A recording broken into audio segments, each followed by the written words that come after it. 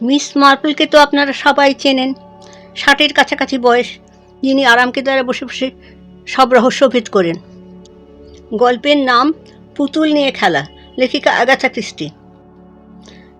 গল্পটি শুনুন এবং আমাদের চ্যানেলটি সাবস্ক্রাইব করুন। ভেলভেট দিয়ে মোড়া চেয়ারের উপর বসানো একটি পুতুল। ঘরের ভেতর বেশি আলো ঢুকতে পারেনি। লন্ডনে আকাশে কালো মেঘের ঘনঘটা। সেই আসন্ন অন্ধকারের ভেতর, যেখানে ভৌতিক অপচ্ছায়ার সৃষ্টি হয়েছে, মনে হচ্ছে বিষণ্ণতা এখন বুঝি সবুজ ওড়নায় ঢেকেছে মুখ।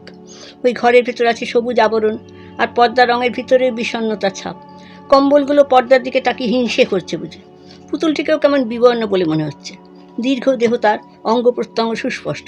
তার সবুজ ভেলভেটের জামা কাপড়ের ভেতরে কি এক করুণ রাগিনীর মূর্ছনা।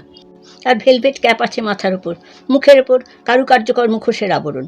সে হলো এমন একটি পাপের ডল যা অনেকেই ভালোবাসে, বিশেষ করে বড় ঘরের মহিলারা। এই জাতীয় পুতুল থাকে টেলিফোনের পাশে, কোনো কোনো সময় ডিভানের কুশনের পাশেও তাকে বসিয়ে রাখা হয়। সে সেখানে বসে থাকে। তাকে দেখে মনে হয় সে বুঝি একেবারে জীবন্ত। বিংশ শতকের এক অদ্ভুত অবদান এইসব পুতুলগুলো। আমাদের গল্পের অন্যতম চরিত্র সাইবেরি ফক্স এবার সেখানে ঢুকে পড়েছে। সে ভেতরে ঢুকে পুতুলটির সাথে খেলা করতে শুরু করেছে। হয়তো তার মধ্যে একটা অদ্ভুত পরিবর্তন এসে গেল। সে অবাক হলো, কিন্তু এখন কি করবে সে বুঝতে পারছে না। অসহায়ভাবে পায়চারি করতে লাগলো। মনে মনে ভাবলো, এখন কি করব সেটা আমি আগানো অনুমান করতে পারছি কি? ব্লু অর্থাৎ নীল ভেলভেটের প্যাটার্ন কেমন হতো, আমি সেটা কোথায় রাখবো? আমি সেটার কাজ এইমাত্র শুরু করেছি। এবার সে ধীরে ধীরে তার কাজ করার ঘরের ভেতরে চলে গেল। এসপেড, তুমি কি আমার নীল প্যাটার্নটা দেখেছো? যে কোনো মুহূর্তে মিসেস ফেলোজ ব্রাউন এখানে এসে হাজির হবেন। সে আবার সামনের দিকে এগিয়ে গেল, আলো জ্বেলে দিল। তাকিয়ে থাকলো পুতুলটির দিকে। না, কোথায় আছে সেটা? প্যাটার্নটা সে তুলে নেবার চেষ্টা করলো একটু আগে। এই প্যাটার্নটা অজান্তেই মাটিতে পড়ে গেছে। এলিভেটারের শব্দে শোনা গেল 1.5 থেকে 2 মিনিটের মধ্যে মিসেস ফেলোজ ব্রাউনের সাথে আছে তার পিকিনিজ কুকুরটা এসে গেলেন ঘরের মধ্যে। বোঝা যাচ্ছে তারা একটু আগে স্টেশনে এসেছেন, ট্রেন ধরে পৌঁছে গেছেন এখানে। উনি বললেন, ঝিরঝিরে বৃষ্টি শুরু হয়েছে, বিরক্তিকর একঘেয়ে বৃষ্টি। এই বৃষ্টি করলে আমার মনটা কেমন যেন হয়ে যায়। তিনি তার ক্লোকস ফেলে দিলেন, কার্ড ফেলে দিলেন। অ্যাডিসিয়া টম্বে ভেতরে এলো। সে সবসময় এখানে আসে, কিন্তু সবসময় বলে ঠিক হয় কি? যখন বিশেষ খদ্দেররা এসে হাজির হন। মিসেস ফেলোজ ব্রাউনকে আমরা তেমনই এক বিশেষ খদ্দের বলতে পারি। ওয়ার্করুমের প্রধান কর্মীটি হলো এই এসপেড। সেও এখানে এসে দাঁড়িয়ে আছে। সাইবেরি এখন পুতুলটা নিয়ে শেষ খেলা খেলতে চলেছে। মিসেস ফেলোজ ব্রাউন অবাক চোখে তাকিয়ে আছেন। তিনি বললেন, আমার মনে হয় ব্যাপারটা ভালোই হয়েছে। হ্যাঁ, এখানেই তোমার উদ্যম প্রশংসনীয়। মিসেস ফেলোজ ব্রাউন পেছন দিকে চলে গেলেন, আয়নার দিকে তাকিয়ে থাকলেন। তিনি বললেন, আমার মনে হয় অঙ্গসজ্জার সামান্য পরিবর্তন দরকার। সাইবেরি তাঁর দিকে তাকিয়ে বলল, আপনি 3 মাসে বেশ কিছুটা রোগা হয়ে গেছেন। 3 মাস আগে যারা আপনাকে দেখেছে তারা হয়তো এখন আপনাকে দেখলে চিনতে পারবে না। মিসেস ফেলোজ ব্রাউন বললেন, সত্যি কি না? আমি বোধহয় একই রকম আছি। আমি কি বেশি মুটিয়ে গিয়েছিলাম? দেখো তোমার কাজটা কেমন হলো। তুমি ঠিকভাবে কাজটা করেছো তো? আমি তো বেশি সময় পাই না, আমি সব ব্যাপারে বিশ্বাস রাখতে চাই। উনি একটা ছোট্ট দীর্ঘশ্বাস ফেললেন। তারপর মনে হলো ওনার মধ্যে কিছু একটা কষ্ট লুকিয়ে আছে। উনি বললেন, এভাবে দিন কাটতে আর ভালো লাগছে না। বছরের পর বছর ধরে আমি একটা কাজের সঙ্গে যুক্ত হয়ে আছি। সেই কাজটা করতে আমার খুব একটা ভালো লাগে না। ইদানিং পাকস্থলীটা যথেষ্ট বিশ্বাসঘাতকটা করতে শুরু করেছে। আমার কাজটা কি শেষ হলো? অ্যাডিসিয়া টম্বে বলল, আপনি আমার অত্যন্ত মূল্যবান খদ্দের। আর একটু দাঁড়ান, পুতুলটা নিখুঁতভাবে আপনার হাতে তুলে দেবো। মিসেস ফেলোজ ব্রাউন এদিক ওদিক পায়চারি করতে লাগলেন। তিনি বললেন, সত্যি শরীর খারাপ হলে কোনো কাজে মন বসে না। বাহ, আপনার হাতের কাজ তো ভারী সুন্দর। আচ্ছা, সকাল থেকে রাত অবধি আপনার কত লোকের সঙ্গে দেখা করতে হয়, তাই তো? সবার সাথে কথা বলতে ভালো লাগে আপনার? উনি হাঁটতে হাঁটতে সামনের দিকে এগিয়ে গেলেন। হঠাৎ বলেন, এইসব পুতুল আপনার তৈরি করা? দেখুন দেখুন, এই পুতুলটা কি সুন্দর, কেমন হামাগুড়ি দিয়ে হাঁটছে। এটা আপনার কাছে কত বছর ধরে আছে? সাইবেরি অবাক চোখে তাকালো অ্যাডিলিয়া টম্বের দিকে। এই ব্যাপারটা এমনই অভাবিত যে এর উত্তর কী হতে পারে তিনি বুঝতে পারলেন না। আমি ঠিক জানি না কতদিন ধরে আছে, আমি এতটা ভেবে দেখিনি। আসলে আমার স্মৃতিগুলো এখন বোধহয় একটু কম জোর হয়ে গেছে। সত্যি বলছি, কত বছর পর আছে আমি বলতে পারি না। সাইবেরি, আমরা এই পুতুলটা কত বছর আগে এনেছি তুমি বলতে পারো? সাইবেরির সঙ্গে সঙ্গে উত্তর দিল, আমি ঠিক জানি না। মিসেস ফেলোজ ব্রাউন বললেন, ঠিক আছে, অসাধারণ এমন সুন্দর একটি পুতুল। মনে হয় সে বুঝি ড্যাব ড্যাবে চোখে চেয়ে কিছু দেখছে। কি সুন্দর ভেলভেটের ব্লাউজ পরা, এটা পেতে আমার ভীষণ ইচ্ছে করছে। সমস্ত শরীরে শিহরণ জ্বালিয়ে বক্তব্য শেষ করলেন শ্রীমতী ফেলোজ ব্রাউন। বোঝা গেল তিনি হয়তো এখন কোনো একটা ব্যাপারে খুব উত্তেজিত হয়ে উঠেছেন। এই পুতুলটি সম্পর্কে এত প্রশ্ন করছেন কেন? এবার তাকে এখান থেকে চলে যেতে হবে। তিনি পুতুলটার পাশ দিয়ে যাবার সময় আবার সেদিকে তাকালেন, তারপর বললেন, না, এটাকে আমি মোটেই পছন্দ করছি না। ও আমার দিকে কেমন অন্তর্ভেদী চাউনি নিয়ে তাকিয়ে আছে, মনে হচ্ছে ও বোধহয় তার মানে ও কি বলতে চাইছে সেসব বলি বলি করে বলে ফেললো সাইবেরি। মিসেস ফেলোজ ব্রাউন তখন সিঁড়ি দিয়ে নামতে চলেছেন। অ্যাডিসিয়া টম উত্তর দেওয়ার আগে মিসেস ফেলোজ ব্রাউন ফিরে এলেন। কোনো একটা কাজ হয়তো মনে পড়ে গেছে তার। এ ব্যাপারে আমি কি কোনো কথা বলেছি? কোথায় সে? না, আমি ঠিক বুঝতে পারছি না। তার আচরণের মধ্যে অস্বাভাবিকতা চোখে পড়েছে। বাকি দুজন ভদ্রমহিলা কীভাবে প্রতিক্রিয়া জানাবে বুঝতে পারছে না। পিকিনিস কুকুরটা বসেছিল সবুজ ভেলভেটের চেয়ারের ওপর, ভারী শান্তশিষ্ট। দেখলেই বোঝা যায় ভদ্রবাড়িতে লালিত পালিত হয়েছে সে। তার চোখের মধ্যে আনন্দ অথবা সন্তুষ্টির কোনো চাউনি নেই। তার সুন্দর গোলগাল ছোট্ট মুখ, সে শুধু তাকিয়ে থাকতে দেখছে। মিসেস ফেলোজ ব্রাউন বলেন, এসো এসো ডার্লিং, চলে এসো। মাম নামে ডাকলেন তিনি। তবুও কুকুরটার মধ্যে নড়াচড়া কোনো চিহ্ন দেখা গেল না। এবার একটু রেগে গিয়ে মিসেস ফেলোজ ব্রাউন বলেন, তুমি দেখছি দিনে দিনে অসভ্য আর দুষ্ট হয়ে উঠছো। তার কণ্ঠস্বরের মধ্যে একটা আভিজাত্যপূর্ণ গাম্ভীর্য লুকিয়েছিল। তিনি বললেন, এসো কোহলি, ডিন ডিন, লাফি লিভার। কোহলি তার মাথাটা একটুখানি বেঁকিয়ে দিল। কতটুকু? 1.5 ইঞ্চি, বেশি নয়। মালকিনের দিকে তাকালো, আবার এই পুতুলটির দিকে ড্যাব ড্যাবে চোখে তাকিয়ে থাকলো। মনে হচ্ছে পুতুলটার মাথাটা একেবারে খেয়ে ফেলেছে। মিসেস ফেলোজ ব্রাউন মন্তব্য করলেন, এই ব্যাপারটা আপনার আগে দেখেননি কেন? আমি যখন আগে এখানে এসেছিলাম তখন কি পুতুলটা ওখানে বসানো ছিল? দুই মহিলা অবাক হয়ে পরস্পরের দিকে অবাক চোখে তাকালো। সাইবেরির মুখে এখন বিরক্তির ছাপ আঁকা হয়েছে। অ্যাডিসিয়া টম্বে তার ভ্রু দুটিকে কুঞ্চিত করে বলে উঠল, আমি তো আপনাকে বলেছি এই ব্যাপারটা আমার মোটেই মনে নেই। আসলে এটা এতই একটা ছোটো খাটো ব্যাপার যে মানে রাখার কোনো অর্থই হয় না। সাইবেরি, তুমি কি বলতে পারবে এই পুতুলটা আমরা কতদিন আগে এনেছিলাম? এবার মিসেস ফেলোজ ব্রাউনে অবাক হওয়ার পালা। তিনি সন্দিগ্ধ কণ্ঠস্বরে জানলেন, ওকে কোথা থেকে আনা হয়েছে? ওটাকে কি আপনারা কিনেছিলেন? না না, কোনোভাবে অ্যাডিসিয়া টম্বে পরিস্থিতি সামাল দেওয়ার চেষ্টা করতেন। সত্যি কি তার মনে আছে? না, আমার মনে হয় কেউ বোধহয় আমাকে এটা দিয়েছিল। তিনি মাথা নাড়লেন, ঠিক মনে পড়ছে না। একেবারে অন্ধ হয়ে ঘোরাফেরা করা যখন মাথা থেকে বার হয়ে যায় তখনই বোধহয় এমন অপ্রীতিকর ঘটনার সামনে আমাদের দাঁড়াতে হয়। কৌলি, তুমি আর দুষ্টুমি করো না। আমি তাহলে কি তোমাকে জোর করে ধরে নিয়ে যেতে এখানে এনেছি? সেটা কি খুব ভালো হবে? বেশ বুঝতে পারা যাচ্ছে মিসেস ফেলোজ ব্রাউন এবার রেগে গেছেন। তিনি এগিয়ে গিয়ে পিকিনিস কুকুরটাকে কোলে তুলে নেন। কুকুরটা বোধহয় গড়গড় শব্দ করে তার রাগ এবং বিরক্তি প্রকাশে ব্যর্থ চেষ্টা করলো। এবার তাদের ঘর থেকে চলে যেতে হবে। তখন কুকুরটার ঘুটঘুটে চোখ চারদিকে ঘুরছে। সে কিছুতেই এখান থেকে যেতে চাইছে। আসলে পুতুলের রাজত্বে এসে সে বোধহয় একটু মুক্তির স্বাদ পেয়েছে। বিশেষ করে চেয়ারে বসে থাকা ওই পুতুলটি তার সমস্ত দৃষ্টি আকর্ষণ করেছে। কিন্তু কেন? ওই পুতুলটার মধ্যে এমন কি বৈশিষ্ট্য আছে যা একটা পিকিনিস কুকুরের দৃষ্টি কেড়ে নিচ্ছে? এই তো সেই পুতুলটা, মিসেস গ্রোভস বলেন। এটাও তো হামাগুড়ি হাঁটতে পারে, তাই তো? মিসেস গ্রোভসের চেহারা সুন্দর। তিনি কিছুদিন আগেই এখানে এসেছিলেন। তিনি দাঁড়িয়ে দাঁড়িয়ে সব কিছু দেখছেন আর ধুলো ঝাড়ছেন। ভারী মজার ব্যাপার সেটা, মিসেস গ্রোভস মন্তব্য করেন। গতকালের আগে কিন্তু ওটাকে একদম দেখিনি। তাহলে ওটা হঠাৎ কেমন আমার দৃষ্টি আকর্ষণ করছে? আপনি কি ওটা পছন্দ করছেন না? সাইবেরি জানতে চাইল। আমি তো বলেছি মিসেস ফক্স আমাকে একটি পুতুল দেবেন যেটা হামাগুড়ি দিয়ে হাঁটতে পারে। হাড়পোঁচকারিণী মহিলা বলে উঠল, আহা, এমন পুতুল ফেলে আমার জীবনটাই ধন্য হয়ে যাবে। আমি চুপটি করে বসে থাকা পুতুল মেয়ে মোটেই পছন্দ করি না। দেখুন দেখুন, ওর চোখের দিকে তাকিয়ে দেখুন। দুষ্টুমি ভরা চোখের চাউনি থেকে ভালোবাসা ঝরে পড়ছে। ওকে কি খুব স্বাস্থ্যবতী বলে মনে হচ্ছে? আমি আশা করি আমার কথা আসল অর্থ আপনি বুঝতে পেরেছেন। ওর সম্পর্কে আপনি তো আগে কোনো কথা বলেননি, বললেন সাইবেরি। আমি বলছি, আমি এর উপস্থিতি আজ সকাল পর্যন্ত দেখিনি। আমি ঈশ্বরের নামে তলব করে বলতে পারি আমি জানতাম না ও কোথায় আছে। এই কথা বলার পর তিনি একটুখানি জন্য চুপ করলেন। আবার তার মুখমণ্ডলে একটু অদ্ভুত আবেগের ছায়া ছড়িয়ে পড়ল। তিনি বললেন, এইসব পুতুলের সাথে আমরা মধ্যরাতে কথা বলি। ওরা আমাদের জীবনে শুভবার্তা বহন করে নিয়ে আসে। কথা বলা শেষ হয়ে গেছে। এবার তাকে সিটিং রুম থেকে বেরিয়ে যেতে হবে। তিনি এখন অন্যদিকে চলে যাবেন। তার হাতে কত কাজ পড়ে আছে। সাইবেরি এবার এই পুতুলটির দিকে ভালোভাবে তাকালো। ইতিমধ্যে তার সমস্ত মুখের উপর এক অদ্ভুত ঔৎসুক্যের ছবি আঁকা হয়ে গেছে। অ্যাডিসিয়া টম্বে ঘরে ঢোকার সঙ্গে সঙ্গে সাইবেরি তার দিকে তীক্ষ্ণ দৃষ্টিতে তাকাচ্ছিল। মিস টম্বে, সত্যি বলুন তো এই পুতুলটা আপনি কতদিন আগে এনেছেন? এই পুতুলটা? প্রিয় বান্ধবী আমার, আমি তো কিছুই বুঝতে পারছি না। গতকাল না আজ। এত বকবকানি ছাড়াও তো এখন অনেক কাজ পড়ে আছে। আমি তো রাস্তার অর্ধেকটা চলে গিয়েছিলাম। হঠাৎ মনে হয়ে গেল কোথায় আমি যাচ্ছি, কেনই বা যাচ্ছি। ভাবনার জগতে আমি হারিয়ে গেলাম। শেষ পর্যন্ত আমি ভাবলাম, না, আমাকে কোনো একটা জায়গায় যেতেই হবে। যদি আমি হট ক্লাবে যাই তাহলে কী হবে? হট ক্লাবে গিয়ে বাজে সময় নষ্ট করলাম। বিশ্বাস করো, আমার মাথাটা একেবারে গুলিয়ে গেছে। আমি বাড়ি যেতে চাইছিলাম, যেখানে গিয়ে চা খাওয়ার কথাই ভেবেছিলাম, আর আমি কিনা এখন বকবকানি শুনছি। সত্যি কথা বলতে কি, আমি এই জীবনটাকে ভালোবাসতে পারছি না। জীবনের ঘটনাগুলো খুব দ্রুত ঘটে চলেছে। এই জীবনের সাথে আমি নিজেকে তাল মেলাতে পারছি না। আমার হ্যান্ডব্যাগ কোথায়? আমার চশমা? আমি আমার চশমা কোথায় রেখেছি? চশমা আমাকে এখনই দাও। আমি ফ্রি টাইমস পত্রিকাতে কিছু একটা পড়ছিলাম। চশমা আছে ম্যান্টেল পিসের উপরে, সাইবেরি বলল।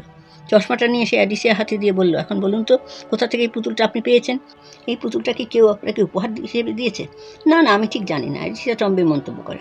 কেউ হয়তো এটা আমাকে দিয়েছে, অথবা কারোর মাধ্যমে এটাকে পাঠিয়েছে আমার মনে হয় না। আমার কিছুই মনে পড়ছে না।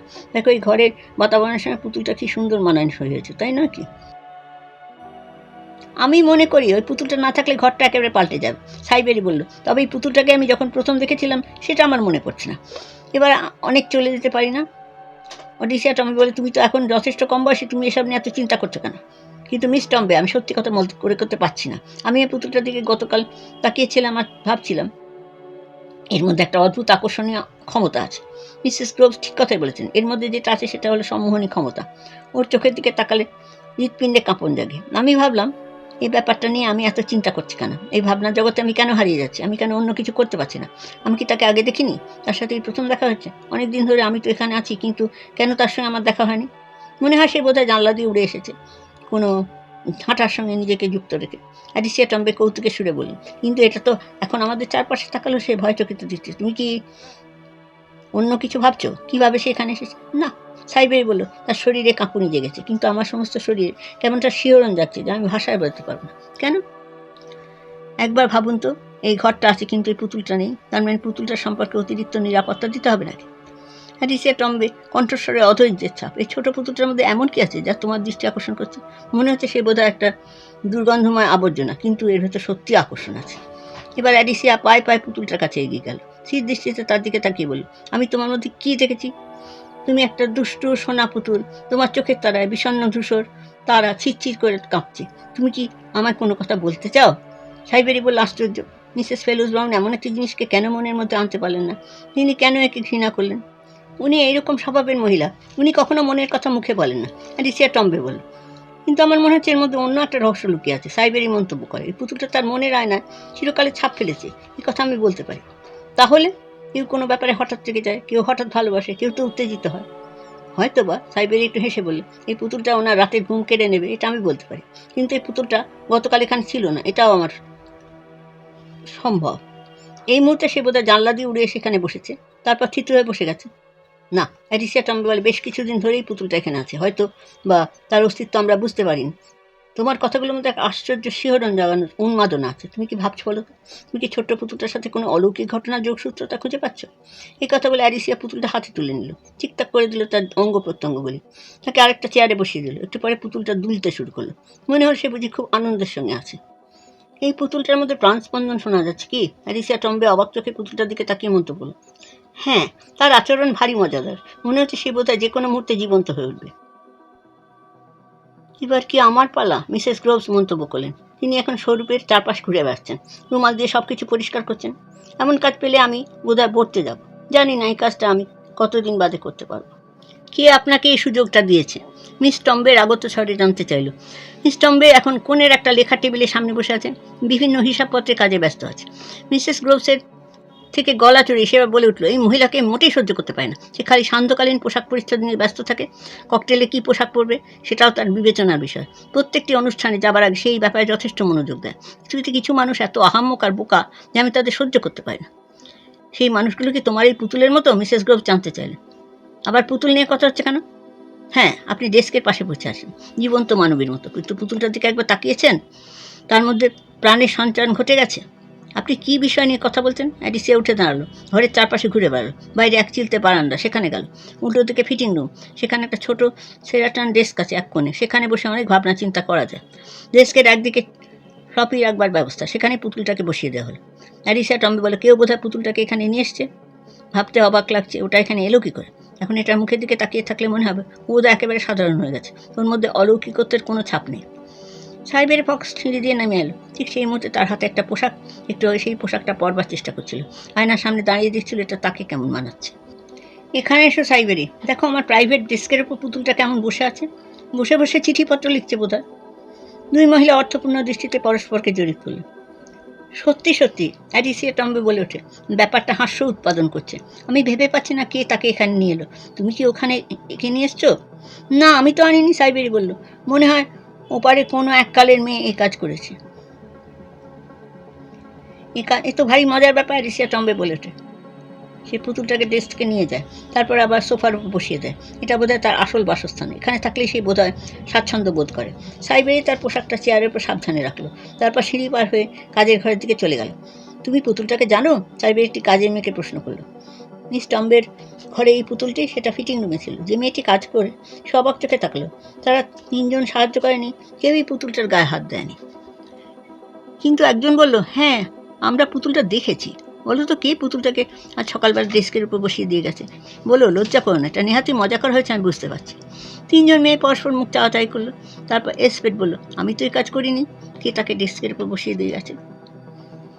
আমিও করিনি, একজন মেয়ে বলল। তুই করেছিস? মার্লিন না থানাল। তাহলে এটা বোধহয় তোরই কাজ। এসপেট বলেই দে না বাবা সবার কাছে। না করিনি, এসপেট শক্ত হয়ে জবাব দিল। দেখা গেল তাদের সকলের মনের মধ্যে কিছু ভীতির সঞ্চার ঘটে গেছে। এসপেট আবার জোরের সঙ্গে বলল, আমি তো পুতুল নিয়ে খেলতে মোটেই ভালোবাসি না, আমি কেন এই পুতুলটাতে হাত দেবো? তাছাড়া আমি তো ম্যামের প্রাইভেট রুমে কখনো প্রবেশ করি না। এখানে দেখো, সাইবেরি বলে ওঠে। তার কণ্ঠস্বর কেমন যেন হয়ে গেছে। এটা একটা ভালো আনন্দের বিষয়, আমি বুঝতে পারছি, কিন্তু আমি জানতে চাইছি কে এই কাজটা করেছে। এখনও বলো, আমি কিন্তু কাউকে বকাঝকা করবো না। মেয়েরা আবার মুখ চাওয়াচাই করলো, তাদের মুখ লাল হয়ে গেছে।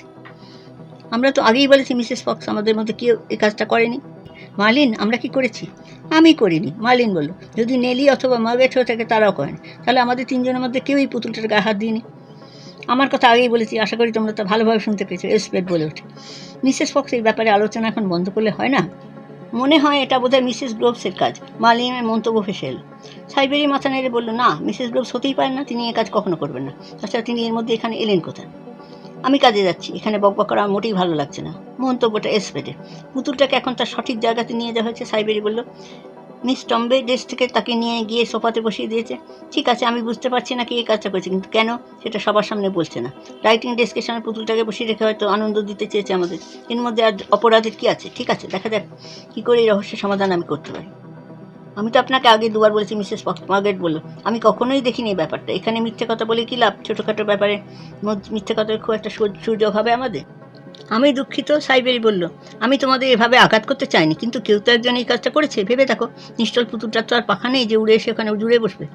মনে হয় সত্যি সত্যি সে বোধহয় পায়ে হেঁটে হেঁটে এখানে চলে এসেছে। আসলে ওই সোফার উপর নিশ্চল হয়ে বসে থাকাটা মোটেই ভালো লাগছিল না বেচারি। খিলখিলিয়ে হেসে ওঠে মার্লিন মন্তব্য করল। যে কোনো কারণে হোক, এই ব্যাপারটা সাইবেরি মোটেই ভালো লাগেনি। সে বুঝতে পারলো পরিস্থিতি এখন ক্রমশ তার হাতের বাইরে চলে যাচ্ছে। ঠিক আছে, এসব বাজে বকবকানি থামানো হোক, সাইবেরি বলল। সে আবার সিঁড়ি বেয়ে নিচে নেমে এলো। এডিসিয়া টম্বকে দেখে মনে সে বোধহয় তার হারানো আত্মবিশ্বাস ফিরে পেয়েছে। সে ঘরের চারপাশে পর্যবেক্ষণ করছে। আমি আমার চশমা আবার হারিয়ে ফেলেছি, এডিসিয়া বলল, কিন্তু এতে কিছুই হচ্ছে না। আমি এখন কিছুই দেখতে চাইছি না। আসলে আমি কিছুক্ষণ অন্ধ অবস্থায় থাকতে চাই। তুমি তো জানো, একজন মানুষ তার চশমা হারিয়ে ফেলে তখন সে কতখানি অসহায় হয়ে যায়। তোমার যদি আরেকটা চশমা থাকে তাহলে তুমি হয়তো সেই সমস্যার সমাধানের পথ খুঁজে পাবে। নাহলে তুমি চোখের সামনে সব কিছু ঝাপসা দেখবে। আমি চশমাটা খুঁজে আনছি, সাইবেরি বলল। তুমি একটু আগে চশমা পরেছিলে, তাই না? আমি চশমা পরে ওই ঘরে গিয়েছিলাম। তুমি যখন ওপরতলায় গিয়েছে তখনও আমার চোখে চশমা ছিল। তাহলে এর নথিটা কোথায় গেল? অ্যাডিসিয়া বিঘ্নচিত্তে ঘরের ওপাশ থেকে ওপাশ পর্যন্ত পায়চারি করতে লাগলো। খুবই ঝামেলার বিষয়, অ্যাডিসিয়া টম্বে বলে ওঠে। আমি এখন হিসাবের খাতাপত্র দেখতে চাইছি। চশমা না থাকলে আমি সেই কাজটা করবো কেমন করে? দেখা যাক, আমি বেডরুম থেকে তোমার দ্বিতীয় চশমাটা নিয়ে আসি, সাইবেরি মন্তব্য করে। না, এখন আমার কোনো চশমা নেই। অ্যাডিসিয়া টম্বের কণ্ঠস্বরের ভেতরে আর্তনাদ ফুটে ওঠে। কেন, সেই চশমাটা কী হয়েছে? মনে হয় আমি সেটা গতকাল ওটা কোথাও হারিয়েছি। আমি লাঞ্চ খাওয়ার জন্য বাইরে গিয়েছিলাম, সেখানে হয়তো টেলিফোন বুথে ঢুকে ফোন করেছিলাম। তারপর সেটা যে কোথায় গেল বুঝতে পারছি না। ওহ, সাইবেরি অধৈর্য হয়ে বলে হয়। মনে হয় তোমার 3টে চশমা রাখা উচিত, তাহলে এই সমস্যার সামনে পড়তে হয় না। সত্যি করে বলো, সত্যি কথাই বলেছো তুমি। 3 জোড়া চশমাই দরকার আমার, অ্যাডিসিয়া টম্বে মন্তব্য করে। আমি সারা জীবন ধরে শুধু একটা চশমার উপর নির্ভর করে থাকবো কেন? আমার মনে একটা চশমা দিনে পৃথিবীটাকে ভালো করে দেখা যায় না। তোমাকে একাধিক চশমা রাখতেই হবে। না না, এত অধৈর্য হবার কিছু হয় না। তুমি চুপটি করে বসে থাকো, আমি তোমাকে চশমাটা খুঁজে আনছি।